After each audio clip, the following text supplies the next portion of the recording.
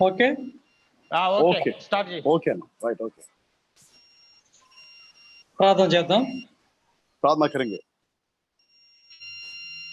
प्रेमगల మా తండ్రి, प्रेमी स्वर्गीय पिता, हमारा उद्धारकर्ता ईश्वर, राजाओं का राजा, प्रभुओं का प्रभु, सर्वशक्तिमान ईश्वर, कभी ना बदलने वाला, कभी ना त्यागने वाला महान ईश्वर, अद्भुत आश्चर्य काम करने परमेश्वर, Listen. तेरे पवित्र नाम अभी के अनम्यूट धन्यवाद स्तुति दयाल परमेश्वर, प्रभु यीशु मसीह के कलवरी क्रूस के द्वारा तूने हमको चुन लिया है।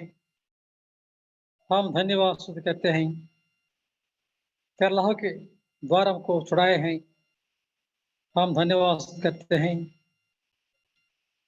केवल तू ही आराधना के योग्य है, स्तुति के योग्य है, प्रशंसा के योग्य।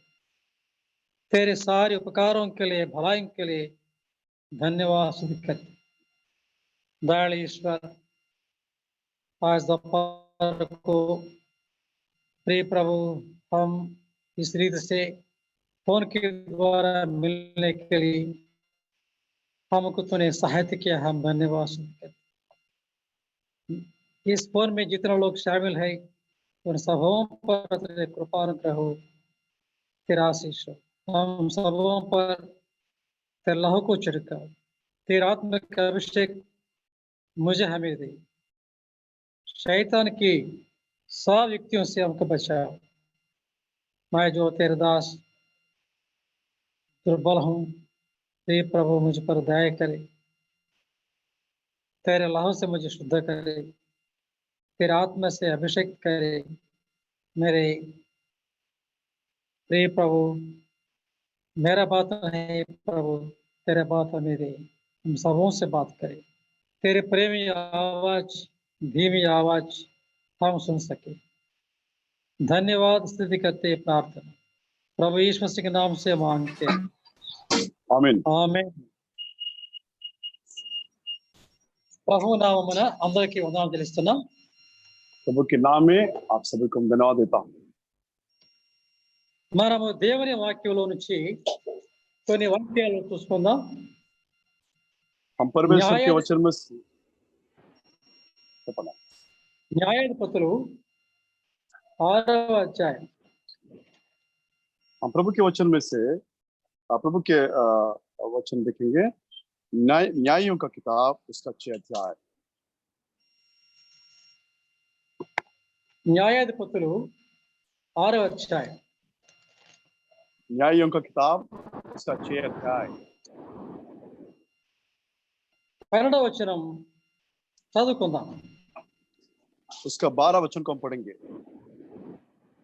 యెహోవా దూత అతనికి కనబడి, పరాక్రమము గల బలాఢ్యుడా, యెహోవా నీకు తోడై ఉన్నాడని అతనితో అనగా, గిద్యోను చిత్తమున ఏలినవాడ, యెహోవా మాకు తోడయుండని ఎడల ఇదంతయు మాకేలా సంభవించెను? యెహోవా ఐగుప్తులో నుండి మమ్మను రప్పించారని చెప్పుచు మా పితరులు మాకు వివరించిన ఆయన అద్భుత కార్యములన్నీ ఏమాయను? యెహోవా మమ్మను విడిచిపెట్టి మిద్యానీయుల చేతికి మమ్మను అప్పగించారని అతనితో చెప్పాడు। 12 और 13 पद में पढ़ता हूँ। उसको यहोवा के दूत ने दर्शन देकर कहा, हे शूर वीर सूरमा, यहोवा तेरे संग है। गिदोन ने उससे कहा, हे मेरे प्रभु विनती सुन, यदि यहोवा हमारे संग होता तो हम पर यह सब विपत्ति क्यों पड़ती? और जितने आश्चर्य कर्मों का वर्णन हमारे पुरखा यह कहकर करते थे, क्या यहोवा हमको मिस्र से छुड़ा नहीं लाया? वे कहाँ रहे? अब तो यहोवा ने हमको त्याग दिया और मिद्यानियों के हाथ कर दिया। ప్రభు తన వాక్యమును దీవించి ఈ మధ్యాహ్న వేళ మనతో మాట్లాడుగాక। प्रभु इस वचन को आशीषित करे और इस अध्याय के द्वारा हमसे बातें करे। న్యాయాధిపతులు 6వ అధ్యాయంలో మనం చూసే మొదటి వచనంలో, ఇశ్రాయేలీయులు యెహోవా దృష్టికి దోషులైనందున యెహోవా 7 ఏండ్లు వారిని మిద్యానీయులకు అప్పగించెను। हम पढ़ते हैं न्यायों के किताब 6 अध्याय का पहला पद में देखते हैं, तब इस्राएलियों ने यहोवा की दृष्टि में बुरा किया, इसलिए यहोवा ने उन्हें मिद्यानियों के वश में 7 वर्ष कर रखा। మనం చూస్తున్న ఈ వాక్యములో ఇశ్రాయేలీయులు దేవుని దృష్టికి దోషులైనందున దేవుడు యెహోవా వారిని 7 సంవత్సరములు మిద్యానీయులకు అప్పగించెను. हम देखते हैं वचन में इस्राएलियों ने यहोवा की दृष्टि में बुरा किया और यहोवा ने उन्हें मिद्यानियों के वश में कर दिया। మూడవ వచనం, ఇశ్రాయేలీయులు విత్తనములు విత్తిన తరువాత మిద్యానీయులను అమాలేకీయులను తూర్పున నుండి వారును తమ పశువులను గుడారములను తీసుకొని మిడతల దండంతా విస్తారముగా వారి మీదికి వచ్చి.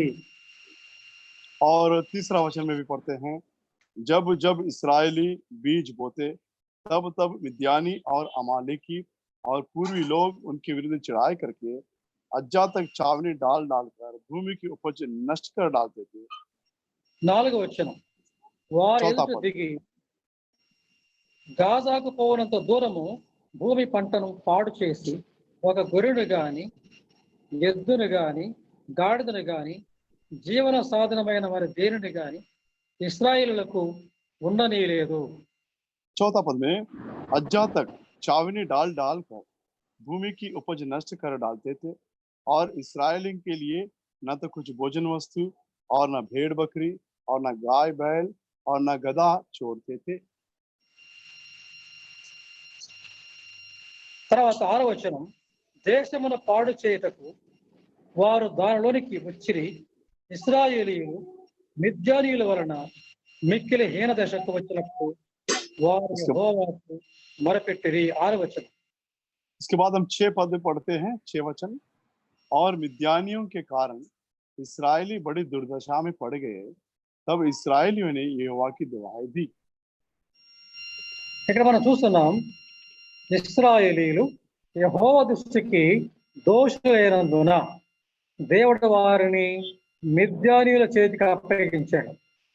यहाँ पर हम देखते हैं इस्राएलियों ने यहोवा की दृष्टि में बुरा किया और यहोवा ने उनको मिद्यान के वश में कर दिया।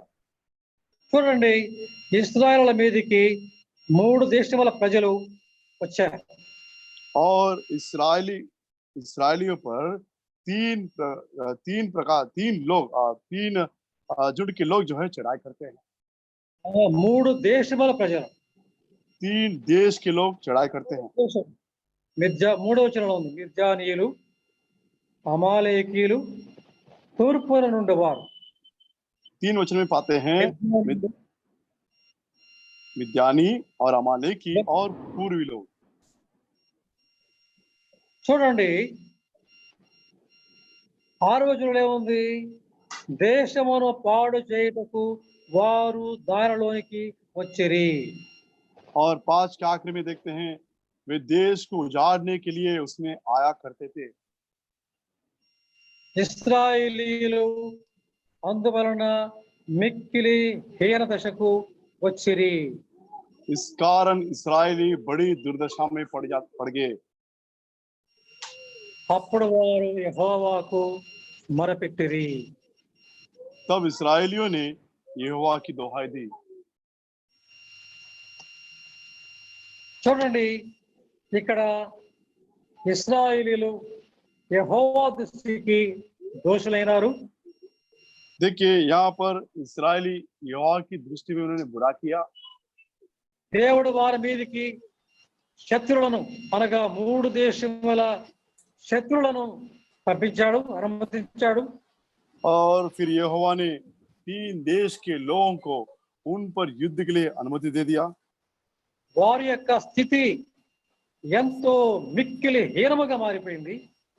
और उनकी दशा बड़ी दुर्दशा में पड़ गए। అప్పుడు వారు దేవునికి మొరపెట్టారు. तब वे यहोवा की दुहाई दी। అయితే దేవుడు వారి మొరను విన్నాడు. फिर यहोवा ने उनकी दुहाई सुनी। కనుక వారిని రక్షించుటకై దేవుడు ఒక మరి రక్షకుడిని ఏర్పాటు చేశాడు. और उन्हें छुड़ाने के लिए एक को उसने चुन लिया।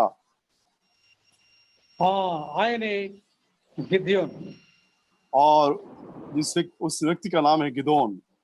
కాబట్టి గిద్యోను దగ్గరకు యెహోవా దూత వచ్చాడు. और यहोवा का दूत जो है उसके पास आता है। యెహోవా దూత గిద్యోనుతో ఏమంటున్నాడు? పరాక్రమము గల బలాఢ్యుడా, యెహోవా నీకు తోడై ఉన్నాడు. और वो दूत गिदोन से कहता है, हे शूरवीर सूरमा, यहोवा तेरे संग है। యెహోవా దూత గిద్యోను దగ్గరికి వచ్చినప్పుడు గిద్యోను ఎక్కడున్నాడు?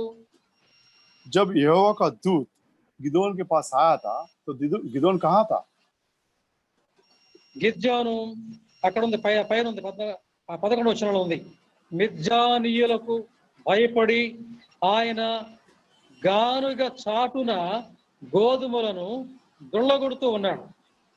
और 11 पद में देखते हैं, गिदोन एक दाख रस के कुंड में गेहूं इसलिए झाड़ रहा था कि उसे मिद्यानियों से छिपा रखे।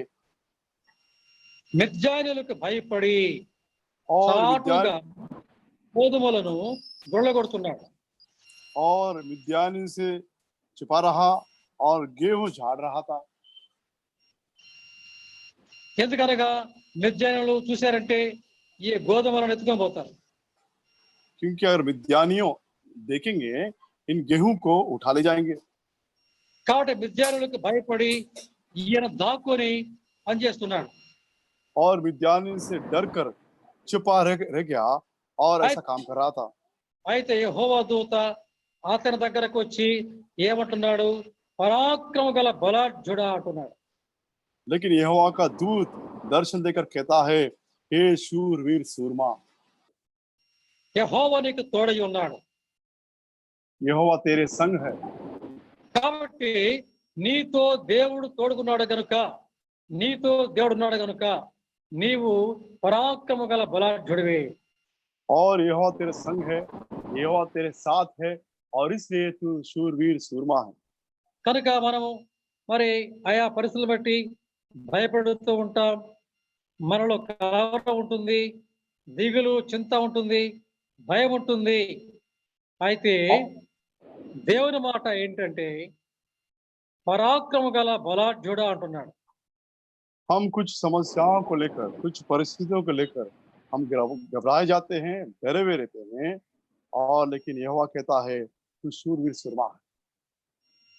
ఒక పిరికి వాడిని, భయపడుతున్న వాడిని ఎందుకు పరాక్రమ గల బలాఢ్యుడా అంటున్నాడు దేవుడు.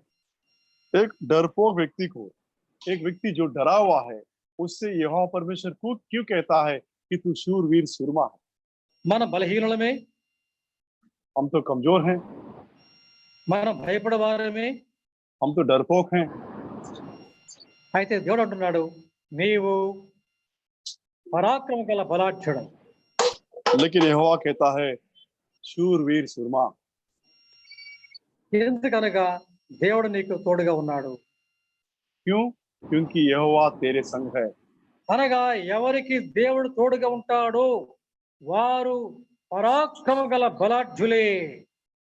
इसका मतलब है जिस किसी के संग यहोवा रहता है वो शूरवीर सूरमा है। కానీ ఎవరికి దేవుడు తోడుకుంటాడో వారు పరాక్రమ గల బలాఢ్యులే. और जिस किसी के साथ यहोवा संग रहता है वो शूरवीर सूरमा है। కనుక మనము మరి దేవుడు మనకు తోడుగున్నాడనే విషయాన్ని మర్చిపోయి మనం అనేకమైన పరిస్థితుల్లో మరి భయపడిపోతూ ఉంటాము, చింతిస్తూ ఉంటాం, దిగులు పడుతూ ఉంటాం. कई बार कई परिस्थितियों में हम यह भूल कर कि परमेश्वर यहोवा हमारे संग है, हम भयभीत हो जाते हैं, डर जाते हैं और घबरा जाते हैं। అయితే మనం దేవుని దగ్గరికి పోయినప్పుడు మనతో దేవుడు ఏమంటున్నాడు? నీవు పరాక్రమ గల బలాఢ్యుడివి. लेकिन जब हम परमेश्वर के पास जाते हैं, परमेश्वर कहता है तू शूरवीर सूरमा है। ఎందుకనగా నేను నీకు తోడుగా ఉన్నాను. क्योंकि मैं तेरे संग हूँ। కనుక పిల్లారా, దేవుడు మనకు తోడుగా ఉంటే మనము పరాక్రమ గల బలాఢ్యులమే. इसलिए प्यारो, और यहोवा परमेश्वर हमारे संग है तो हम शूरवीर से सूरमा है। అయితే దేవుడు మనతో ఉండాలంటే अगर మనము ఎలాగా జీవించాలి? अगर परमेश्वर हमें संग रहना है तो हमें कैसे जीना है? మనతో దేవుడు తోడుగా ఉండాలి. మన పరాక్రమ గల బలాఢ్యముగా ఉండాలంటే 7 రకముల నియమములు మనము ఈ అధ్యాయములో చూద్దాం. ఈ వాక్య భాగాలు చూద్దాం. अगर परमेश्वर हमें हमारे संग रहना है और हमें शूरवीर सूरमा बनना है तो 7 नियम है जो हम इस अध्याय में देखने जाएंगे। మొదటి నియమం पहला नियम చూడండి, 19 నుంచి న్యాయాధిపతులు 6వ అధ్యాయం 19 నుంచి 24 వరకు. మనం మొత్తం देखिए, చదవాలంటే మనకు వీలు కాదు కానీ చూడండి 19, 20. 19, 20. न्यायों की किताब जजेस चैप्टर 6 वर्स 19 एंड 20। न्यायों की किताब 6 अध्याय 19 और 20 को पढ़ेंगे। पढ़े। हाँ, तब गिदोन ने जाकर बकरी का एक बच्चा और एक एपा मैदे की अखमीरी रोटी तैयार की। तब मांस को टोकरी में और जूस को तसले में रखकर बांज वृक्ष के तले उसके पास ले जाकर दिया। परमेश्वर के दूत ने उससे कहा, मांस और अखमीरी रोटियों को लेकर इस चट्टान पर रख दे और जूस को उंडेल दे। उसने ऐसा ही किया। గిద్యోను మాంసమును తీసుకుని వచ్చి ఒక రాతి మీద పెట్టినప్పుడు, जब वो गिदोन मांस को लाकर चट्टान पर रखा, मांस को लाकर चट्टान पर रखा, యెహోవా దూత ఆ మాంసమును తన కర్రతో మరి ముట్టినప్పుడు అగ్ని ఆ రాతి నుండి వెడలి ఆ మాంసమును పొంగని భక్ష్యములను కాల్చివేసెను. और हम देखते हैं फिर तभी यहोवा के दूत ने अपने हाथ की लाठी को बढ़ाकर मांस और अखमीरी रोटियों को छुआ और चट्टान से आग निकली, जिससे मांस और अखमीरी रोटियां भस्म हो गई। చూడ మొట్టమొదట ఇక్కడ ఒక మేక పిల్లను గిద్యోను బలి ఇచ్చాడు. देखिए, हम यहाँ पर देखते हैं गिदोन ने एक बकरी को उसने बलि दिया, बलि पर चढ़ाया। దాని మాంసమును యెహోవా దూత ముట్టగా అది మరి భస్మమైపోయింది. और उसके मांस को यहोवा के दूत ने जब छुआ तो वो भस्म हो गया। మనకు అర్థం ఏంటి? इसका मतलब क्या है? అనగా దేవునితో మనకు సంబంధం కలగాలంటే మొట్టమొదటి నియమము మనకు బలి అర్పణ జరగాలి.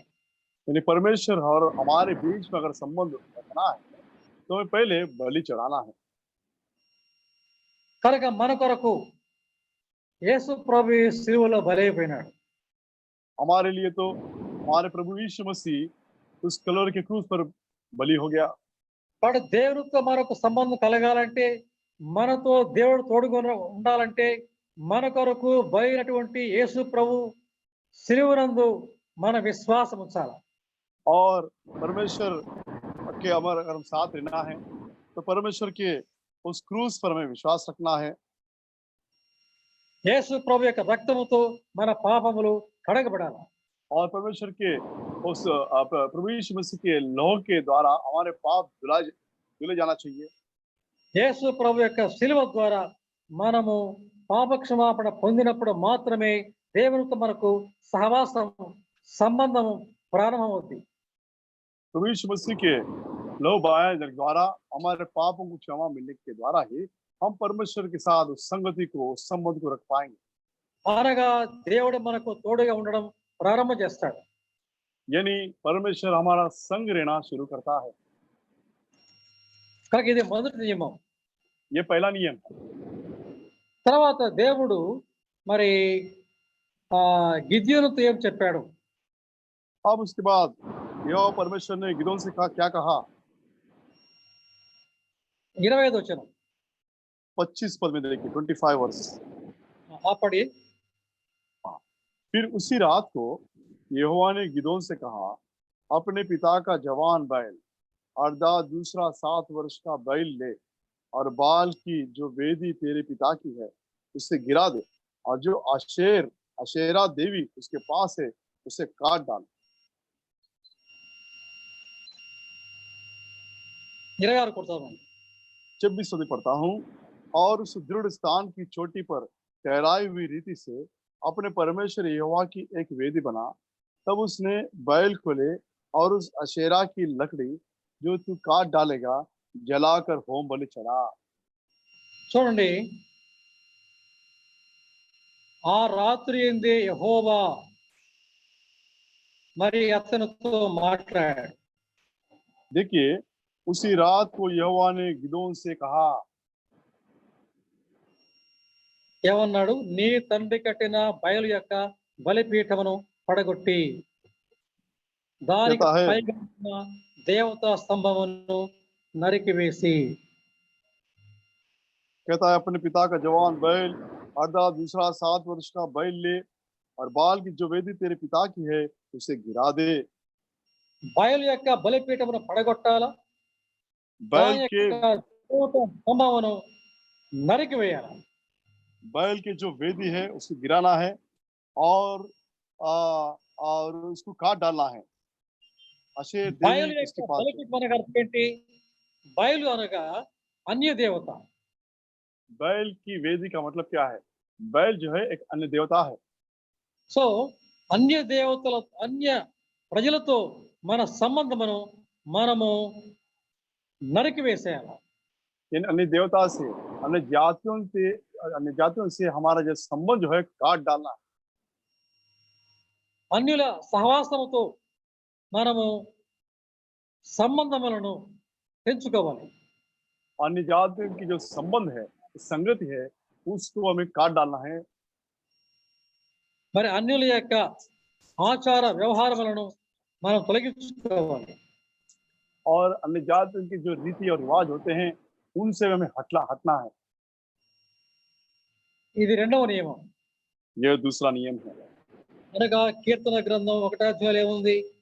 దుష్టుల ఆలోచన చొప్పున నడవక, పాపుల మార్గమున నిలువక, అపహాసకులు కూర్చున్న చోటను కూర్చుండక।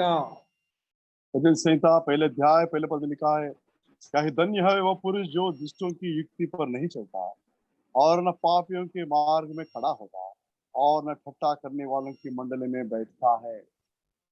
కనుక దుష్టులతో, అపహాసకులతో, పాపులతో సహవాస సంబంధాలు మనము మరి తొలగించుకోవాలి। दुष्टों से, पापियों से और ठट्टा करने वालों से हमारी जो संगति संबंध जो है हमें तोड़ना है। ఇప్పుడు యెహోవా ధర్మశాస్త్రమునందు దివారాత్రము యెహోవా ధర్మశాస్త్రమునందు ఆనందించుచు దివారాత్రము దానిని ధ్యానించాలి। और फिर यहोवा की व्यवस्था से प्रसन्न रहना है, उसकी व्यवस्था पर रात दिन ध्यान करते रहना है। ఇక్కడ 1 కొరింథీయులు 1వ అధ్యాయం 9లో ఉంది। पहला कुरिन्थियों और इसका पहला अध्याय 9 पद में लिखा है। పడి हाँ, परमेश्वर सच्चा है जिसने तुमको अपने पुत्र हमारे प्रभु यीशु मसीह की संगति में बुलाया। చూడండి, ఇక్కడ మన ప్రభువు అయిన యేసుక్రీస్తు అను తన కుమారుని సహవాసమునకు మిమ్మును పిలిచిన దేవుడు నమ్మదగినవాడు। परमेश्वर सच्चा है यानी विश्वास योग्य है जिसने तुमको अपने पुत्र हमारे प्रभु यीशु मसीह की संगति में बुलाया है। అనగా మన సహవాసము ఎవరితో ఉండాలి? मतलब हमारी जो संगति किसके साथ हमें रखनी? ప్రభువు అయిన యేసుక్రీస్తు మన సహవాసం ఉండవలెనని మనలను దేవుడు పిలిచాడు। और हमारी संगति प्रभु यीशु मसीह के साथ रहे और इसलिए परमेश्वर ने हमें बुलाया है। కాబట్టి దుష్టులతో, పాపులతో, అపహాసకులతో, అన్యులతో మన సహవాస సంబంధాలు మనము తెంచుకోవాలి। और इसलिए जो दुष्ट हैं, जो पापी हैं, जो टट्टा करने वाले हैं और या निजाती हैं, उनके साथ हमारे संबंध को तोड़ना है। దేవుని వాక్యంతో మన సంబంధం ఉండాలి. और हमारी जो संगति, हमारा जो संबंध परमेश्वर के वचन के साथ होना चाहिए। ప్రభు అయిన యేసుక్రీస్తుతో మనకు సహవాసం ఉండాలి. प्रभु यीशु मसीह के साथ हमारी संगति होना चाहिए। మరి అపోస్తల కార్యములు 2వ అధ్యాయం Acts chapter 2 42 ప్రకారం మనము దేవుని ప్రజలతో సహవాసం కలిగి ఉండాలి. प्रेरितों का कार्य 2 अध्याय वचन में करना 42వ వచనం. और उसका 42 पद के अनुसार అపోస్తల కార్యములు దేవుని ప్రజలతో మన సహవాసం ఉండాలి. और उसके अनुसार 42 के अनुसार हमारी जो संगति जो है परमेश्वर के लोगों के साथ होना चाहिए। కనుక ఇది రెండవ నియమం. ये दूसरा नियम है। అంటే మన సహవాసము ఎవరితో ఉండాలి అనేది రెండవ నియమం. यानी हमारी संगति किसके साथ होना चाहिए, ये दूसरा नियम है। ఎవరితో ఉండాలి? किसके साथ हमारी संगति होना चाहिए? ప్రభు అయిన యేసుక్రీస్తుతో ఉండాలి. हमारे प्रभु यीशु मसीह के साथ हमें होना है। దేవుని వాక్యముతో సంబంధం ఉండాలి. परमेश्वर के वचन के साथ संबंध रखना है దేవుని ప్రజలతో ఉండాలి. और परमेश्वर के लोगों के साथ हमें संगति रखना है। అప్పుడు మాత్రమే మనకు దేవుడు తోడుగా ఉంటాడు. तब ही यहोवा हमारे संग रहेगा। మనకు దేవుడు తోడుగా ఉంటే మనము పరాక్రమ గల బలాఢ్యులమే. और परमेश्वर यहोवा अगर हमारे संग है तो हम शूरवीर सुरमाई हैं। తర్వాత చూద్దాం 7వ అధ్యాయం. और उसके बाद हम देखते हैं न्यायों की किताब 7 अध्याय। చదువుకున్న 1 నుంచి 3 వరకు చదవండి. అప్పటి हाँ ठीक है, 1 से 3 वचनों तक हम पढ़ेंगे। तब गिदोन जो यरूब्बाल भी कहलाता है और सब लोग जो उसके संग थे सवेरे उठे और हरोद नामक सोते के पास अपने डेरे खड़े किए और मिद्यान की चावनी उनकी उत्तरी ओर मोरे नामक पहाड़ी के पास तराई में पड़ी थी। तब यहोवा ने गिदोन से कहा, जो लोग तेरे संग हैं वे इतने हैं कि मैं मिद्यानियों को उनके हाथ नहीं कर सकता, नहीं तो इस्राएल यह कहकर मेरे विरुद्ध अपनी बड़ाई मारने लगेंगे कि हम अपने ही भुजबल के द्वारा बचे हैं। इसलिए तू जाकर लोगों में यह प्रचार करके सुना दे, जो कोई डर के मारे तरतराता हो वो गिलाद पहाड़ से लौट कर चला जाए। तब 22,000 लोग लौट गए और केवल 10,000 रह गए। 4 चौथा वचन भी पढ़ते हैं। फिर यहोवा ने गिदोन से कहा, अब भी लोग अधिक हैं, उन्हें सोते के पास नीचे ले चल, वहां मैं उन्हें तेरे लिए परखूंगा और जिस जिसके विषय में मैं तुझसे कहूं ये तेरे संग चले वो तो तेरे संग चले, और जिस जिसके विषय में मैं कहूं ये तो तेरे संग ना जाए वह ना जाए। కనుక దేవుడు మరి గిద్యోనుతో ఏం సెలవిచ్చాడంటే, ఇప్పుడు యుద్ధము చేయాలి. యుద్ధము కొరకైనటువంటి మరి సమాచారం అందించగానే అనేకులు మరి యుద్ధానికి వచ్చారు. और अब युद्ध करना है और युद्ध के समाचार लोगों को देते ही बहुत से लोग आए हैं। అప్పుడు దేవుడు ఏమన్నాడు? तो परमेश्वर ने क्या कहा?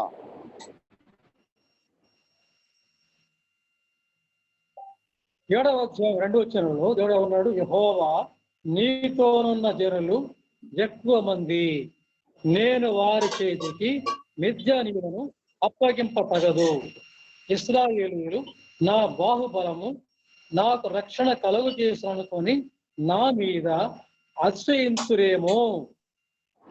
दूसरे वचन में कहता है, तब यहोवा ने गिदोन से कहा, जो लोग तेरे संग है वे इतने हैं कि मैं मिद्यानियों को उनके हाथ नहीं कर सकता, नहीं तो इस्राएल यह कहकर मेरे विरुद्ध अपनी बड़ाई मारने लगेंगे कि हम अपने ही भुजबल के द्वारा बचे हैं।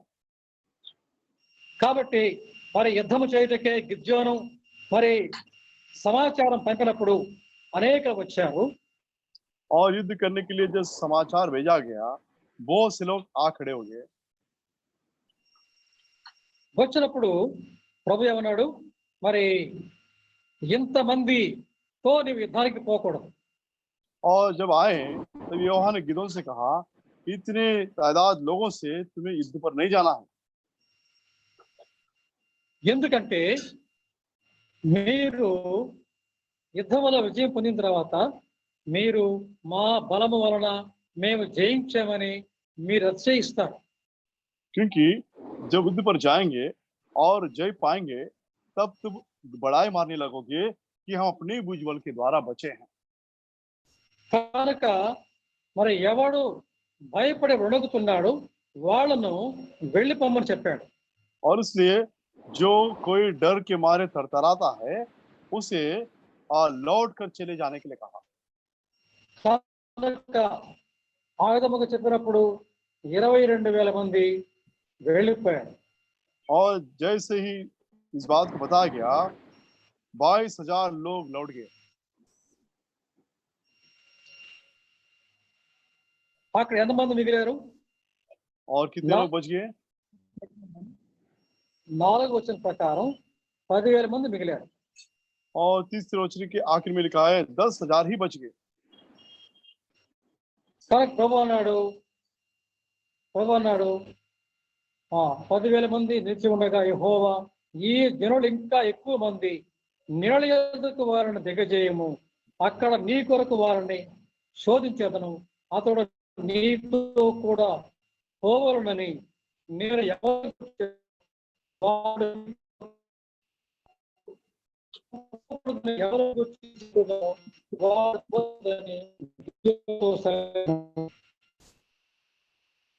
तब 14 पद में कहता है, फिर यहोवा ने गिदोन से कहा, अब भी लोग अधिक हैं, उन्हें सोते के पास नीचे ले चल, वहां मैं उन्हें तेरे लिए परखूंगा, और जिस जिसके विषय में मैं तुझसे कहूँ यह तेरे संग चले, वो तो तेरे संग चले, और जिस जिसके विषय में मैं कहूँ ये तो तेरे संग ना जाए, वह ना जाए। అతడు నీళ్ళ యొద్దకు ఆ జనము దిగజేయనప్పుడు యెహోవా ఒప్పుకున్నట్లు తన నాలుకతో నిన్ను వెతికిన ప్రతి వారిని 10,000 మిగిలారు. ఈ 10,000 మందిలో కూడా దేవుడు ఇంకా అనేక మందిని తగ్గించాలని చెప్పాడు. 10,000 लोग बच गए थे। इन 10,000 में से भी परमेश्वर ने चाहा कि उनको कम करे। కాబట్టి చేతితో నోటికి అందించుకొని ఎతికిన వారి లెక్క 300 మంది. మిగిలిన జనులందరూ నీళ్లు తాగుటకు మోకాళ్ళలోని కుంగిరి. 6 पद में जिन्होंने मुंह से हाथ लगा चपड़ चपड़ करके पानी पिया, उनकी तो गिनती 300 ठहरी, और बाकी सब लोगों ने घुटने टेक कर पानी पिया। అప్పుడు యెహోవా, వెతికిన 300 మనుషుల ద్వారా మిమ్మును రక్షించేదను, నిర్జానీయులను నీ చేతికి అప్పగించేదను, జనులందరూ తమ తమ చోట్లకు వెళ్ళవచ్చునని గిద్యోనుతో సెలవిచ్చెను. 7 पद में तब यहोवा ने गिदोन से कहा, यह 300 चपड़ चपड़ करके पीने वालों के द्वारा मैं तुमको छुड़ाऊंगा, और मिद्यानियों को तेरे हाथ में कर दूंगा, और अन्य सब लोग अपने अपने स्थान को लौट जाएं। చూడండి, చివరి 300 మంది మిగిలారు. देखिए आखिर में केवल 300 लोग बच गए। దేవుడు అన్నాడు, ఈ 300 మంది ద్వారా నేను మీకు విజయం ఇస్తానన్నాడు. परमेश्वर ने कहा, इन 300 लोगों के द्वारा मैं तुमको विजय दूंगा। మనకు విజయం ఎలా వస్తుంది? हम जय कैसे प्राप्त करते हैं? మన యొక్క బలమును బట్టి కాదు, हमारे भुजबल के द्वारा नहीं, మన యొక్క సంఖ్య బట్టి కాదు, या हमारी संख्या को लेकर नहीं, మన యొక్క బలమును బట్టి కాదు, या हमारे सामर्थ्य को लेकर नहीं, మన జ్ఞానమును బట్టి కాదు, ना ही हमारे ज्ञान से, మన యొక్క ధనమును బట్టి కాదు, ना ही हमारे धन से, మనతో దేవుడు తోడుగా ఉన్నందువలననే మనకు విజయం వస్తుంది. और परमेश्वर हमारे संग है और इसी कारण हम जय प्राप्त करते हैं। మనకు దేవుడు తోడుగా మనకు విజయం వస్తుంది. परमेश्वर अगर हमारे संग रहता है तो हम विजय को हासिल कर सकते हैं। మనతో దేవుడు ఎప్పుడు తోడుగా ఉంటాడు? और हम परमेश्वर हमारे संग कब होता है? మనము దేవుని మీద ఆధారపడాలి. हमें परमेश्वर पर आधारित होना है। కాబట్టి ఇశ్రాయేలీయులు గిద్యోను దేవుడి మీద ఆధారపడాలి. దేవుడి యొక్క సంఖ్యను తగ్గించాడు. అన్న వాయిస్ బ్రేక్ అయిందని. హలో చెప్పండి అన్న మళ్ళీ ఒకసారి. గిద్యోను ఆయన సైన్యము దేవుడి మీద ఆధారపడవలనని దేవుడు వారి సంఖ్యను తగ్గించాడు. और गिदोन और उसकी सेना परमेश्वर पर आधारित हो और इसलिए उसने परमेश्वर ने उनकी सेना को कम कर दिया। మన జీవితంలో దేవుడి మీద ఆధారపడకై దేవుడు అనేక సార్లు మన దూరం చేస్తాడు. परमेश्वर पर आधारित होने के लिए कभी कभी हमारे जीवन में भी ऐसा ही करता है। మన జీవితంలో అనేకమైనటువంటి కఠిన పరిస్థితులు ఎందుకు వస్తాయంటే మనం దేవుడి మీద ఆధారపడితే. और बहुत सी बार जो कठिन समस्याएं, परेशानी, परिस्थितियां हमारे जीवन में इसलिए आते हैं ताकि हम परमेश्वर पर आधारित हो। మన బలము, మన జ్ఞానము, మన ధనమును చూస్తే మనకు అతిశయం ఉంది. हमारे बल को, हमारे ज्ञान को, वॉइस ब्रेक है ना, మన యొక్క ధనమును, మన బలమును, మన జ్ఞానమును చూసినప్పుడు మనకు అతిశయం కలుగుతుంది. और जब हम अपने बल, सामर्थ्य, ज्ञान, धन को देखते हैं तो हम घमंड खाते हैं या उस पर हमें एक घमंड आ जाती है। కనుక మనము దేవుని మీద ఆధారపడము. और ऐसे समय में हम उन पर नहीं लेकिन हमें अपने परमेश्वर पर आधारित होना है। ఆధారపడము. మనకు అతిశయం వచ్చినప్పుడు దేవుని మీద ఆధారపడము. और जब इस प्रकार की बढ़ाई करते हैं, घमंड आ जाती है, हमें परमेश्वर पर आधारित होना है। जब घमंड आता है हम परमेश्वर पर नहीं आधारित होते। और जब घमंड आता है, घमंड करने लगते हैं, हम परमेश्वर पर भी आधारित होते हैं। आप क्या बोल रहे हो? మనకు అతిశయం వస్తే దేవుని మీద ఆధారపడము. हाँ माफ कीजिए, हम जब घमंड करते हैं या बड़ाई मारते हैं तब हम परमेश्वर पर आधारित नहीं होते। మన బలం మీద, మన బలం మీద, మన జ్ఞానం మీద ఆధారపడతాం కాబట్టి हम अपने बल पर या धन सामर्थ्य पर आधारित होते हैं और घमंड करते हैं और इसलिए परमेश्वर पर आधारित नहीं होते।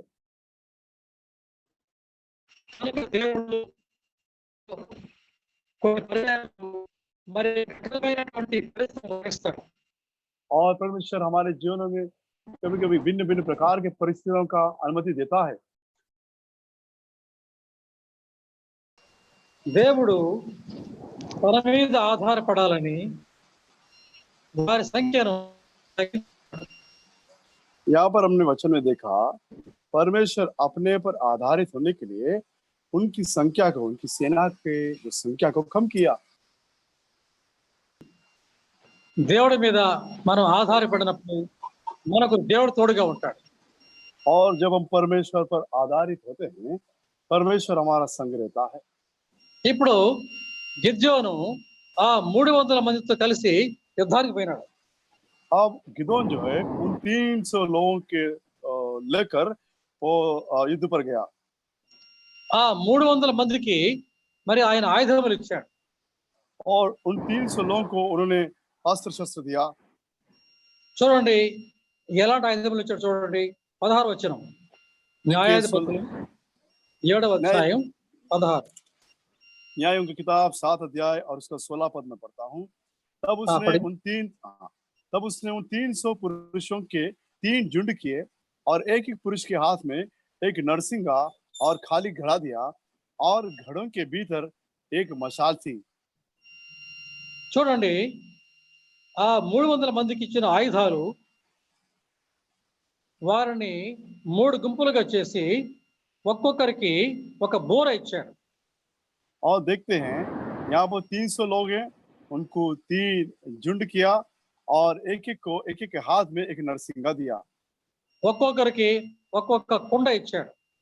और एक एक के हाथ में एक एक घड़ा दिया అది వట్టి కుండ, అది మట్టి కుండ. और वो खाली घड़ा था और मिट्टी के घड़ा था ఒక్కొక్క కుండలో దివిటి పెట్టాడు. और एक एक घड़ों के भीतर एक मशाल थी। ఇవి వారి యొక్క ఆయుధాలు. ये उनके हथियार थे। ఇప్పుడు గిద్యోను ఏమన్నాడు చూడండి.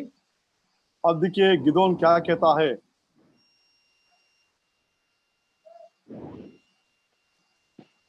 19వ వచనం,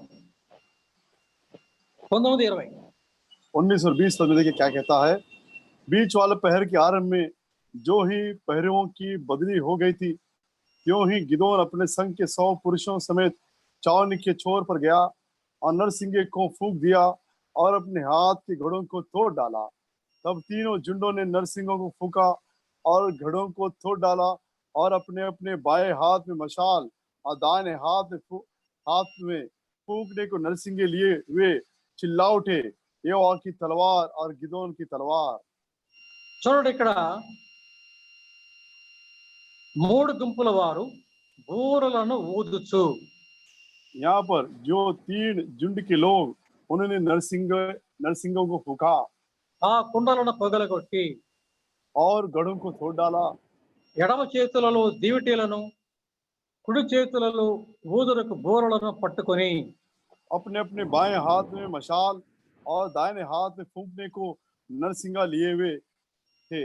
యెహోవా ఖడ్గము గిద్యోను ఖడ్గమని కేకలు వేసిరి.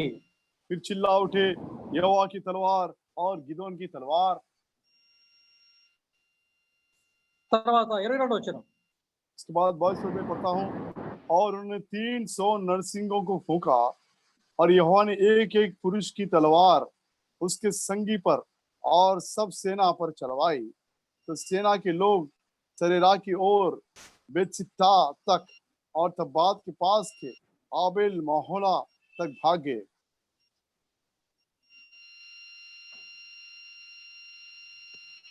హలో, हाँ ना, ఇక్కడ మనం చూస్తున్నాం ఈ ప్రతివాని ఖడ్గమును, దేవుడు ప్రతివాని ఖడ్గమును వారి పొరుగువాని మీదకి త్రిప్పాడు. यहाँ पर देखते हैं यहोवा ने हर एक एक की पुरुष की तलवार उसके संगी पर और सब सेना पर चलवाई। ఇక్కడ 3 దేశముల వారు వచ్చారు. यहाँ पर 3 देश के लोग आए थे। ఈ 3 దేశముల వారితో ఈ గిద్యోనుతో ఉన్నటువంటి 300 మంది యుద్ధానికి వచ్చారు. और इन 3 देश के लोगों पर गिदोन के साथ जो 300 लोग थे वो युद्ध पर चढ़ गए। అయితే ఇక్కడ ఈ 3 దేశముల వారు ఒకరిని ఒకరు చంపుకోవడం ప్రారంభం చేశారు. यहाँ पर हम देखते हैं ये जो 3 देश के लोग जो है एक दूसरे पर वार करने लगे, तलवार चलाने लगे। మరి ఇక్కడ యుద్ధం చేసింది ఎవరు? यहाँ पर युद्ध किसने किया? ఈ 3 దేశముల వారు వారికి వారే యుద్ధం చేసుకున్నారు. ये 3 देशों के लोग अपने आप पर ही युद्ध करने लगे, ఒకరినొకరు చంపుకున్నారు. एक दूसरे की घात करने लगे। కారణం ఏంటి? कारण क्या है? గిద్యోను వారికి ఏమైతే ఇచ్చాడో ఆయుధములు, ఆ ఆయుధముల వలన ఇక్కడ ఈ గొప్ప కార్యం జరిగింది. गिदोन ने जिन हथियारों को उनके हाथ में दिया, उन हथियारों के द्वारा ये बड़ा कार्य हुआ। ఏమిటి ఆయుధాలు? क्या है वो हथियार? మొదటిది బోర. पहला है नरसिंगा, అనగా బోర అనగా మరి బోరను ఊదుతారు.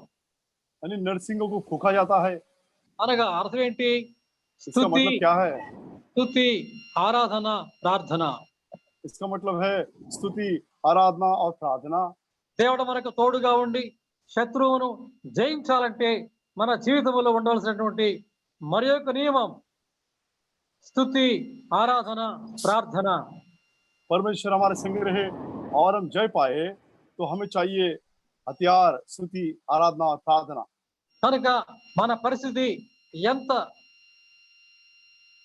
కఠినంగా ఉన్నప్పటికీ, మనం ఎంత బలహీనంగా ఉన్నప్పటికీ, మనకి విరోధముగా శత్రువు ఎంత బలముగా ఉన్నప్పటికీ మన జీవితంలో స్తుతి, ఆరాధన, ప్రార్థన ఉండాలి.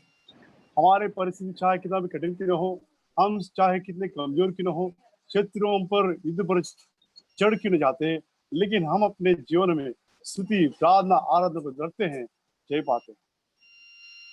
ఇది మరి యొక్క నియమం. ఇంకొక నియమం చూద్దాం. ये और एक नियम हो गया, అనగా और ఇంకొక दूसरा మరి नियम యొక్క ఆయుధం और एक अस्त्र को या और एक हथियार को देखते हैं। వట్టి కుండ, మట్టి కుండ. खाली घड़ा और या मिट्टी की घड़ा, ఈ మట్టి కుండను వారు పగలగొట్టాలా? और इस मिट्टी के घड़ों को उनको फोड़ना है। మట్టి కుండను పగలగొట్టినప్పుడు అందులో ఏముంది?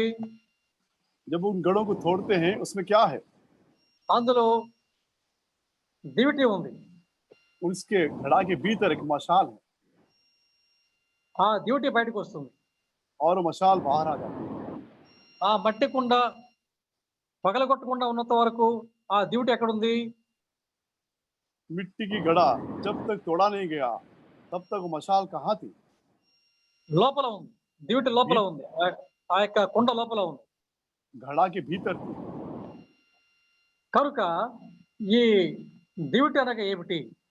ये मशाल का मतलब क्या है? చూడండి, సామెతల గ్రంథం देखेंगे नीति वचन में से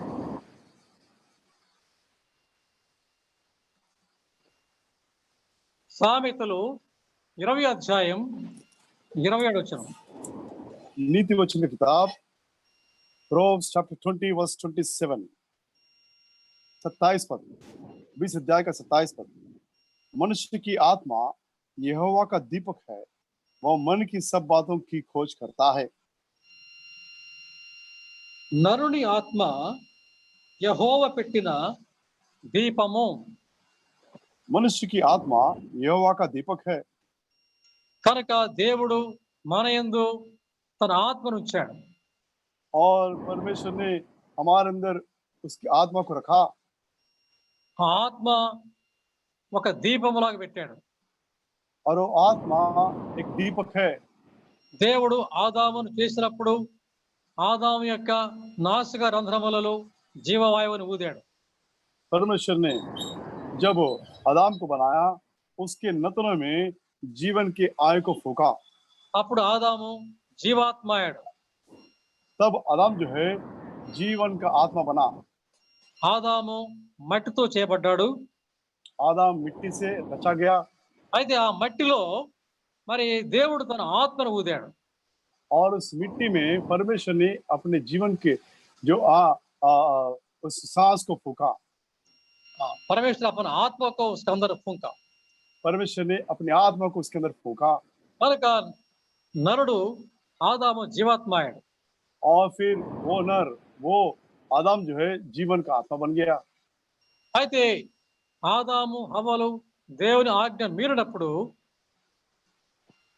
जब आदम और हव्वा परमेश्वर के आज्ञा का उल्लंघन किया, ఇక్కడ దేవుడు తన ఆత్మను ఉంచాడంటే అర్థం ఏంటి? यहाँ पर परमेश्वर ने अपनी आत्मा को रखा, इसका मतलब क्या है? దేవుడు ఆదాము యొక్క హృదయములో అంతరంగములో దీపమును ఉంచాడు. परमेश्वर ने आदम के हृदय में, अंतरंगिक हृदय में दीपक को रखा। అయితే ఆదాము దేవుని మాట మీరినప్పుడు ఆ దీపము ఆరిపోయింది. लेकिन जब आदम ने परमेश्वर की बात का आज्ञा का उल्लंघन किया, वो दीपक बुझ गई। అయితే ఆత్మ దీపము పూర్తిగా ఆరిపోలేదు కానీ ఆ వెలుగును చాలా వరకు కోల్పోయింది. आत्मा का वो दीपक पूरी रीति से बुझ नहीं गई, लेकिन जो उजियाला थोड़ा कम हो गया। కనుక ఇప్పుడు మనలో ఆ ఆత్మ ఉంది. हमारे अंदर वो आत्मा है, అయితే ఈ ఆత్మ యొక్క వెలుగు మరి ఎక్కువగా లేదు. लेकिन उस आत्मा की जो उजियाला जो है ज्यादा नहीं है, చాలా కొంచెం ఉంది. बहुत ही कम है। కాబట్టి ఇది లోపల మన లోపల దీపముగా ఉంది. ये हमारे अंदर एक दीपक की नाई है, అందులో వెలుగు ఉంది. और उसमें उजियाला है, కానీ ఆ వెలుగు బయటకు రావటం లేదు. लेकिन वो उजियाला बाहर नहीं निकलते। ఈ యొక్క మరి దీపం ఎక్కడుంది? ये दीपक कहाँ है? ఈ యొక్క మసాలా, ఈ దివిటి ఎక్కడుంది? ये मशाल कहाँ है? మట్టి కుండలో ఉంది. और जो मिट्टी की घड़ा है उसमें है, उसके भीतर है। ఈ మట్టి కుండ మన యొక్క మన శరీరం. और ये जो मिट्टी की घड़ा है हमारा शरीर है। మన శరీరమే ఈ మట్టి కుండ. और ये जो मिट्टी की घड़ा है हमारा शरीर है। ఈ మిట్టి కొండ, ఈ మిట్టి గడ, మట్టి కుండ లోపల ఈ యొక్క దీపం ఉంది. और मिट्टी की उस घड़े के भीतर ये मशाल है। ఇప్పుడు ఈ శరీరమును బ్రద్దలు చేయాలి. अब इस शरीर को, इस देह को तोड़ना है। ఈ శరీరం బద్దలు చేసినప్పుడు ఈ ఆత్మ యొక్క వెలుగు బయటకు వస్తుంది. और जब हम उस शरीर को तोड़ते हैं, वो आत्मा जो दीपक है बाहर निकलेगी। మరి లోపల ఉన్న ఆత్మ బయటకు రావాలని ఈ శరీరమును మరి బ్రద్దలు చేస్తే ఏమవుతుంది శరీరము? अब भीतर की आत्मा बाहर निकलने के लिए अगर हम इस शरीर को तोड़ देते हैं तो क्या होगा? ఈ శరీరం మరణిస్తుంది. यह शरीर मर जाएगा। అనగా ఇక్కడ మరి మనం బ్రద్దలు చేయవలసింది ఈ శరీరమును కాదు కానీ ఈ శరీరములోని స్వార్థమును బ్రద్దలు చేయాలి. और ये नहीं कि हम इस शरीर को तोड़ना है, लेकिन इस शरीर के अंदर जो स्वार्थ है उसको हमें तोड़ना है। కాబట్టి మట్టి కొండ దేనికి సాదృశ్యం అనగా మనలోని స్వార్థములకు సాదృశ్యం. मिट्टी की घड़ा जो है उस स्वार्थपन के सादृश्य है। కనుక మన యొక్క స్వార్థమును బ్రద్దలు చేయాలా.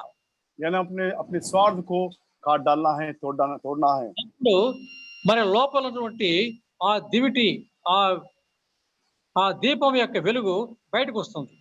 तब वो जो भीतर जो मशाल है उसकी उजियाला बाहर निकलेगी, उस दीपक को उजाला बाहर आएगी। అయితే మనం చెప్పుకున్న ప్రకారం ఆ యొక్క దీపం యొక్క వెలుగు మరి చాలా వరకు ఆరిపోయింది. और जैसे हमने बताया उस दीपक की जो उजाला है बहुत कम हो चुका है। కనుక ఆ యొక్క మరి ఆ యొక్క దీపమును మనము దేవుని వాక్యమైనది దీపముతో వెలిగించాలి. और उस दीपक को परमेश्वर के वचन के द्वारा हम उसको जलाना है। చూడండి కీర్తనలు 119వ అధ్యాయం.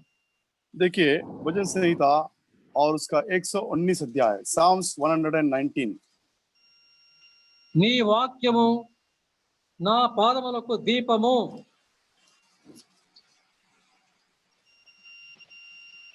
तेरा वचन मेरे पांव के लिए दीपक है। చూడండి 119వ అధ్యాయం 11వ వచనం. वचन संहिता 119 अध्याय और उसका 11 पद। పడి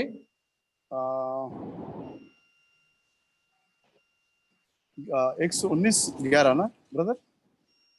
పడి 11. मैंने तेरे वचन को अपने हृदय में रख छोड़ा है कि तेरे विरुद्ध पाप न करूं। తర్వాత 9వ వచనం. उसके बाद 9 पद में, जवान अपनी चाल को किस उपाय से शुद्ध रखे, तेरे वचन के अनुसार सावधान रहने से। తర్వాత 105వ వచనం. 105. उसके बाद हम 105 वचन को देखेंगे। तेरा वचन मेरे पांव के लिए दीपक है। కాబట్టి నీ వాక్యము పాదములకు దీపము. तेरा वचन मेरे पांव के लिए दीपक है కాబట్టి ఈ దీపమైన వాక్యము ఎక్కడ ఉండాలి? और ये जो वचन जो दीपक है कहाँ रहना है?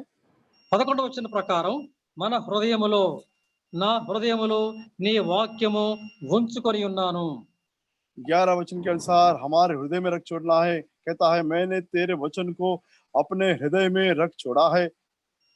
కాబట్టి మన ఆరిపోయినటువంటి మన ఆత్మ దీపమును దేవుని వాక్యమనడి దీపముతో మనం వెలిగించుకోవాలి. और बुझे हुए हमारे आत्मा के दीपक को परमेश्वर के वचन के द्वारा उसको हमें जलाना है। కాబట్టి మరి దివిటి దేని గుర్తు అంటే దేవుని వాక్యమునకు గుర్తు. और मशाल किसको दर्शाती है? ये मशाल परमेश्वर के वचन को दर्शाती है। కనుక దేవుడు మనకు తోడుగా ఉండి మనకు మరి విజయం ఇవ్వాలంటే परमेश्वर हमारे संग रहे और हमें विजय प्राप्त करना अगर है, దేవుడు మనకు తోడుగా ఉండి మనలను పరాక్రమ గల బలాఢ్యులుగా చేయాలంటే और परमेश्वर हमारे संग रहकर वो हमसे कहे कि हे शूरवीर सिरमा, పరాక్రమగా బలాఢ్యులుగా మనలను చేయాలంటే अगर शूरवीर सुरमा के नहीं हमें बनानी है, మనం ఏం చేయాలి?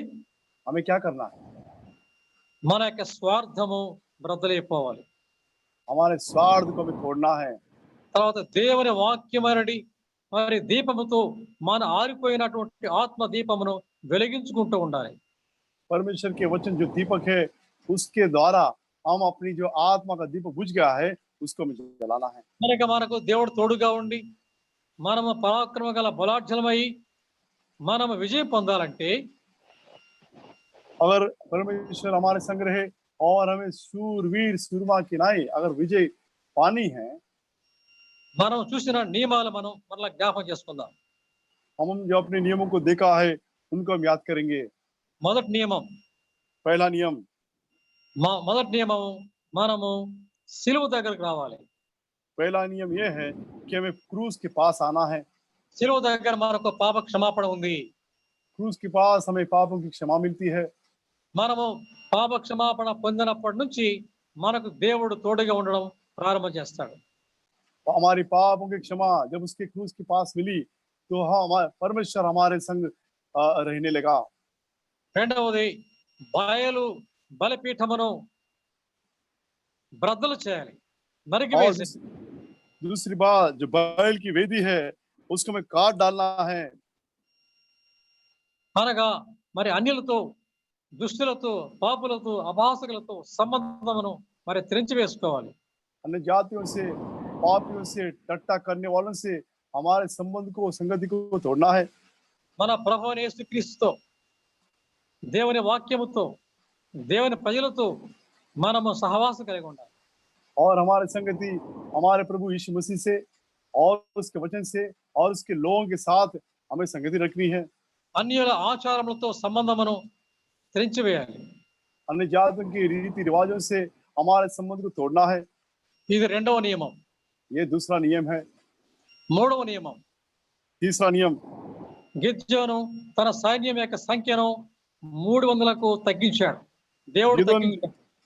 गिदोन ने उसकी सेना की संख्या को घटा दिया, 300 तक लाया। అనగా దేవుడే తగ్గించాడు. परमेश्वर ने घटा दिया। ఎందుకనగా గిద్యోను ఆయన సైన్యము కేవలము దేవుని మీద ఆధారపడాలని. ताकि गिदोन और उसकी सेना केवल परमेश्वर पर ही आधारित हो। వారి సంఖ్య మీద వారి బలం మీద వారు ఆధారపడకుండా దేవుని మీద ఆధారపడాలని వారి సంఖ్యను దేవుడు తగ్గించమన్నాడు.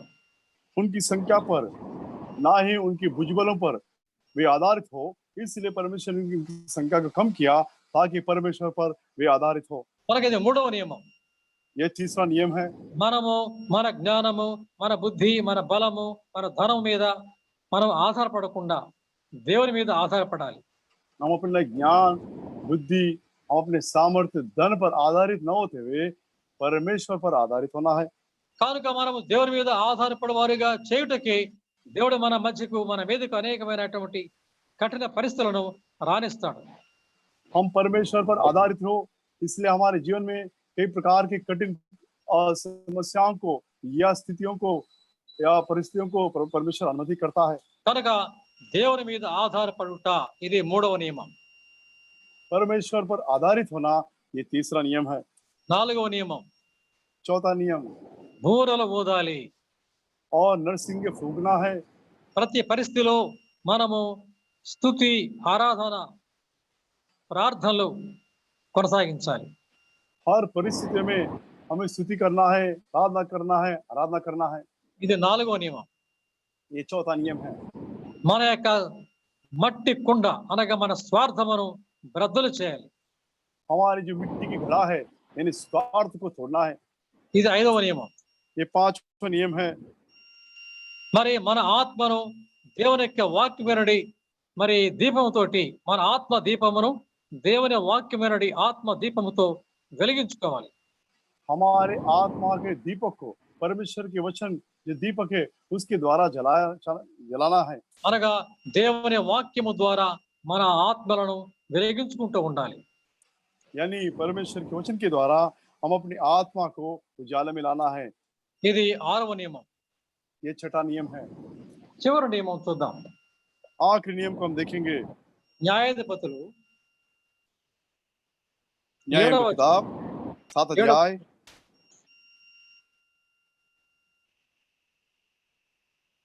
న్యాయాధిపతులు 7వ అధ్యాయం 21వ వచనం.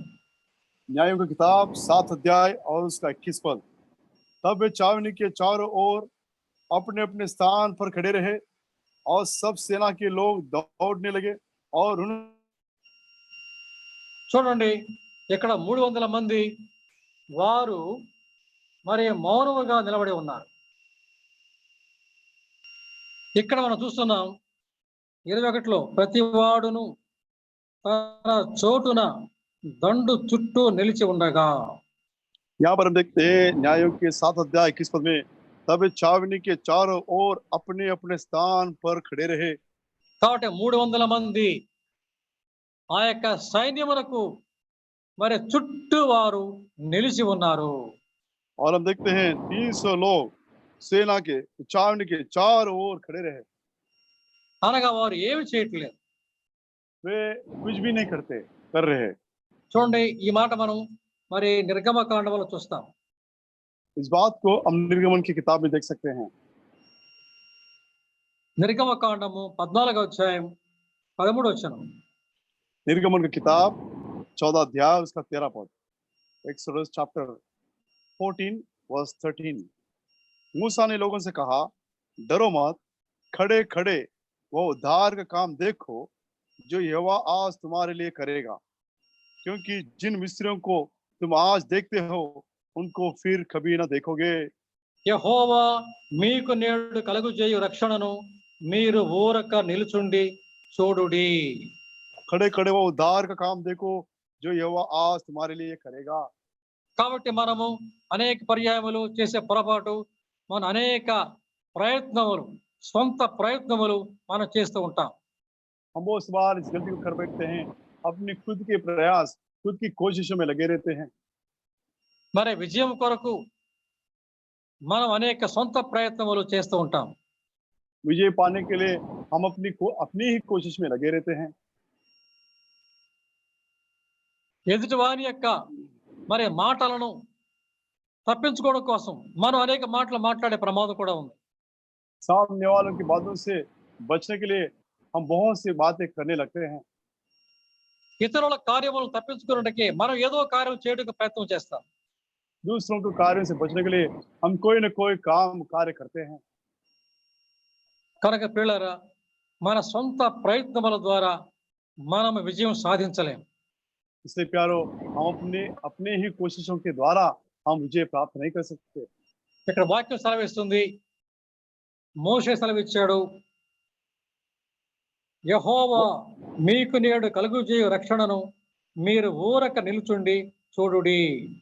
यहाँ पर वचन कहती है, मूसा कहता है, खड़े खड़े वह उद्धार का काम देखो जो यहोवा आज तुम्हारे लिए करेगा।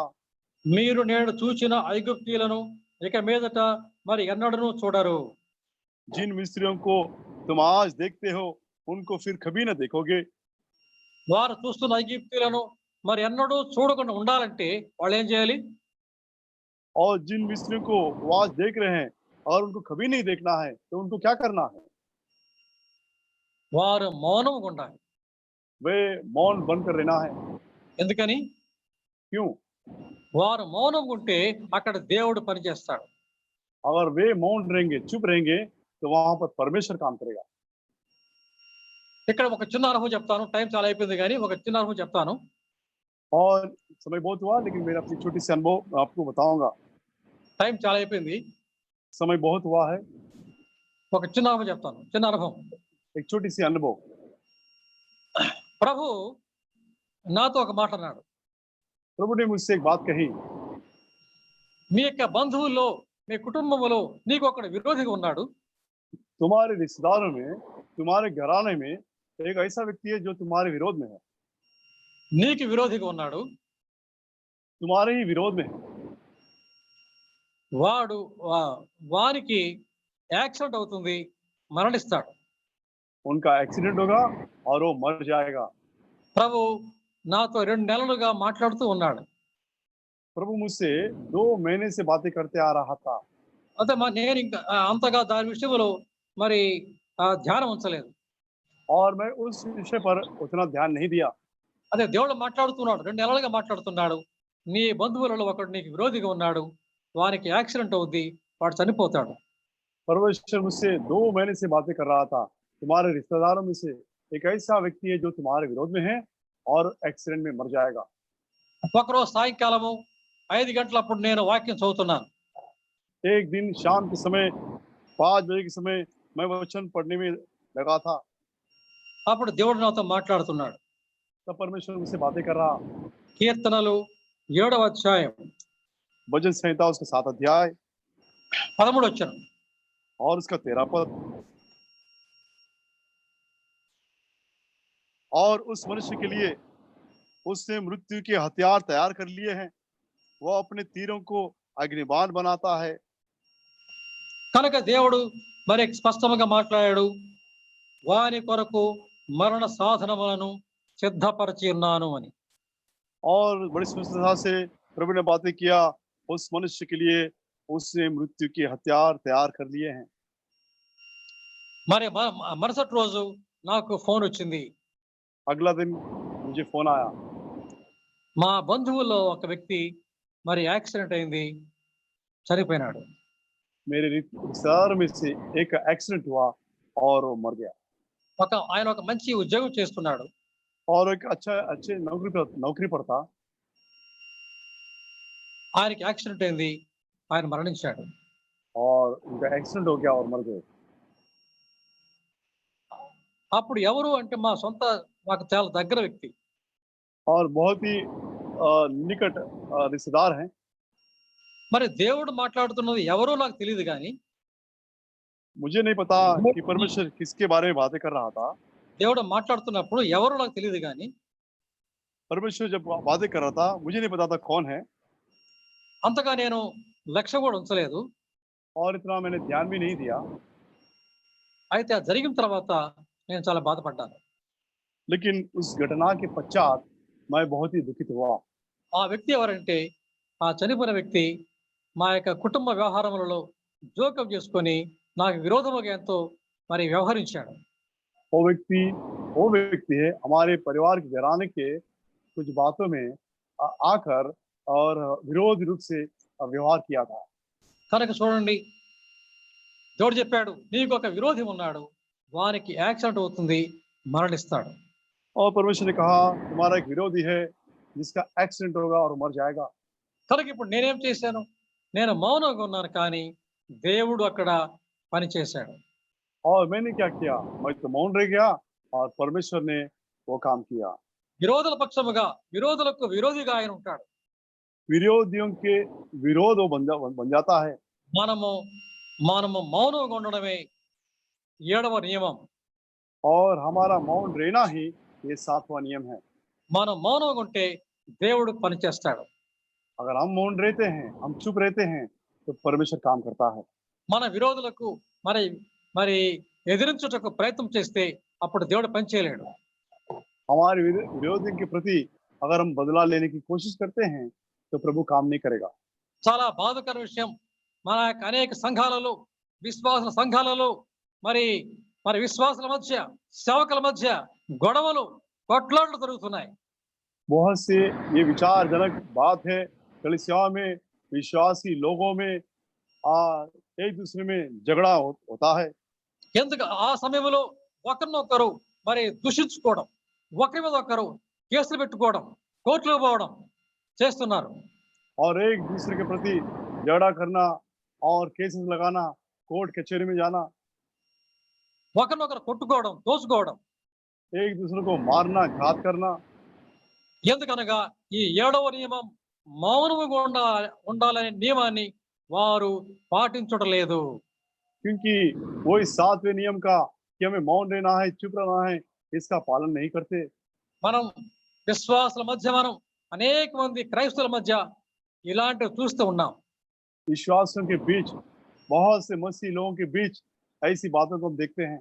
ఎంత విచారకరము, బలలో పాల్గొంటారు, మరి ఆరాధన చేస్తారు, అయితే మరి ఒక పరిస్థితి వచ్చినప్పుడు మౌనముగా ఉండలేకపోతున్నారు. कितना विचारजनक की बात है, मेज में भाग लेते हैं, आराधना करते हैं, लेकिन जब संदर्भ आता है मौन या चुप नहीं रह पाते। దేవుడు నా పక్షంగా కార్యం చేస్తాడని మరి విశ్వాసముతో దేవుడికి అప్పగించి మౌనముగా ఉండలేకపోతున్నారు. और परमेश्वर मेरे पक्ष में काम करेगा, ऐसे विश्वास से परमेश्वर को सौंप कर वे मौन नहीं रह पाते। ఎవరికి వారము మేము నీతిమంతులమని అనుకుంటున్నారు. सब अपने आप को धर्मी समझते हैं। తనకి పిల్లారా, మనము మరి మనకి విరోధులు వచ్చినప్పుడు, మనకి విరోధముగా లేచినప్పుడు మనము మౌనముగా ఉంట 7వ నియమం. करो इसलिए हमारे विरोध में कोई खड़ा होता है और उस समय में, उस संदर्भ में हम मौन रहना, हमारा चुप रहना ही ये 7वां नियम है। చూడండి, న్యాయాధిపతులు 7వ అధ్యాయం. वापिस हम जाएंगे न्यायों की किताब 7 अध्याय। వారిలో ప్రతివాడును తన చోటున దండు చుట్టూ నిలిచి ఉండగా तब वे छावनी के चारों ओर अपने अपने स्थान पर खड़े रहे। ఆ దండు వారందరూ పరిగెత్తుచు కేకలు వేస్తూ పారిపోయినాయి. और सब सेना के लोग दौड़ने लगे और भागे। మీరు ఏం చేశారు? इन्होंने क्या किया? ఏం చేయలేదు, మౌనంగా ఉన్నారు. कुछ नहीं रहे, अपने स्थान पर खड़े रहे। అయితే వారు కేకలు వేస్తూ భయపడి పారిపోతున్నారు. लेकिन वे चिल्लाकर और डर के मारे भागे। ఆ తర్వాత 22వ వచనం ప్రకారం దేవుడే వారి మధ్య మరి విరోధం పెట్టాడు. और 22 वचन के अनुसार यहोवा ने उनके ही पक्ष में विरोध एक बात उठाया ఒకరినొకరు చంపుకున్నారు. और एक दूसरों की घात करने लगे। కనుక వారు మౌనంగా ఎప్పుడైతే ఉన్నారో వారికి దేవుడు తోడుగా ఉన్నాడు. जब वे मौन रहे या चुप रहे, परमेश्वर उनका संग रहा। వారు పరాక్రమ గల బలాఢ్యులే మారిపోయినారు. और वे शूरवीर सूरमा के नाई बदल गए। కనుక పిల్లారా, మన జీవితంలో దేవుడు తోడుగా ఉండి మనలను పరాక్రమ గల బలాఢ్యులుగా మార్చి మనకి విజయం ఇవ్వాలంటే ఈ 7 నియమాలు చాలా ప్రాముఖ్యమైనవి. करो इसलिए यहोवा हमारे संग रहकर हमें शूरवीर बनाकर, सूरमा बनाकर अगर हमें विजय हमें प्राप्त करनी है तो इन 7 नियमों का हमें पालन करना है। ప్రభు తన వాక్యమును దీవించునుగాక. प्रभु अपने वचन को आशीष दे। संजय ब्रदर,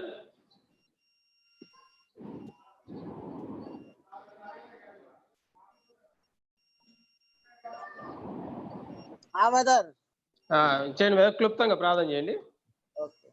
प्रेमी स्वर्गीय पिता परमेश्वर, धन्यवाद देते सृष्टिकर्ता, आधारकर्ता, युगानिक परमेश्वर, आत्मा विश्वास सच्चाई से आपकी स्तुति वर्षों के इस समय जो वचन बताए गए यीशु और हमारे 7 वचन की स्थिर होने की बातें यीशु, आपकी आने के समय निकट है। दयालु मायालु आधारित परमेश्वर, जो भी अब तक आपने हमें संभाला उसके लिए हम तेरी धन्यवाद करते हैं यीशु। अद्भुत कार्य करने वाले परमेश्वर है, कभी ना बदलने वाले परमेश्वर यीशु, आदि और अंत तुम हो, उसके लिए हम तेरी धन्यवाद स्तुति करते हैं यीशु। हाँ प्रभु जी, अब तक जो वचन के आराधना स्तुति गौरव करने के लिए हमें सब कुछ संगति बनाए रखा, उसके लिए भी हम तेरी धन्यवाद स्तुति करते हैं यीशु। सभी भाई बंधुओं के द्वारा भी जो वचन के द्वारा आपने ट्रांसफर करने के लिए भी भाई राजकुमार भाई और भाई को भी आपने संगति बनाए रखा, उनके द्वारा हमसे बातें किया, उसके लिए भी हम आपकी धन्यवाद करते हैं यीशु। अद्भुत रीति से हम भी ठीक ठाक होके आपकी आने के समय बाढ़ जो सके उसके लिए हम प्रार्थना करते दिया। इस समय के लिए धन्यवाद देते हुए उद्धार करता है यीशु मसीह के नाम से स्तुति आराधना देते हैं। आमीन। ఆమేన్. ఆమేన్. మన తండ్రి అయిన దేవుని ప్రేమయు మన ప్రభువైన యేసుక్రీస్తు వారి కృపయు పరిశుద్ధాత్మ దేవుని యొక్క అన్యోన్యమైన సాహసమును ఇప్పుడు ఎల్లప్పుడూ లోకంలో చెదిరిన సమస్త పరిస్థితులకు మనకు తోడైండును గాక. ఆమేన్. ఆమేన్.